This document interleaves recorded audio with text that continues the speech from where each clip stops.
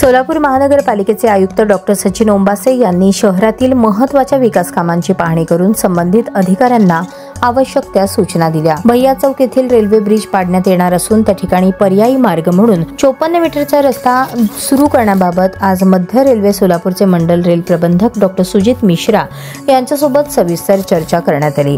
या चर्चेदरम्यान पर्यायी मार्ग त्वरित सुरू करण्याबाबत आयुक्त डॉक्टर ओंबासे यांनी भर दिला।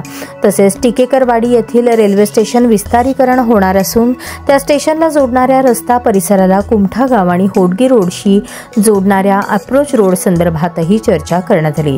त्यानंतर आयुक्तांनी 6 कामना येथील नाल्याचे खोलीकरण आणि रुंदीकरणाच्या सुरू असलेल्या कामांची पाहणी केली। या कामामुळे परिसरातील पावसाचे पाणी नाल्यातून सहज प्रवाहित होईल आणि पाणी साचण्याची समस्या दूर होईल असे त्यांनी सांगितले।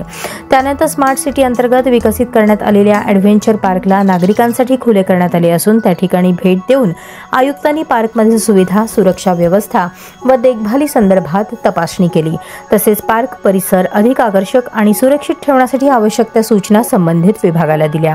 त्यानंतर त्यांनी रंगभवन प्लाझा येथे पाहणी करून परिसरातील स्वच्छता, प्रकाश योजना आणि सुशोभीकरणाच्या कामांची माहिती घेतली। शेवटी समाचार चौक येथे सुरू असलेल्या सुशोभीकरणाच्या कामांची आयुक्तांनी पाहणी केली। या ठिकाणी सुंदर सिटिंग एरिया, गार्डन, लाइटनिंग आदी सुविधा निर्माण करण्याचे काम सुरू असून चौक आकर्षक आणि नागरिकांसाठी विश्रांती योग्य बनवण्याचे उद्दिष्ट असल्याचे त्यांनी नमूद केले।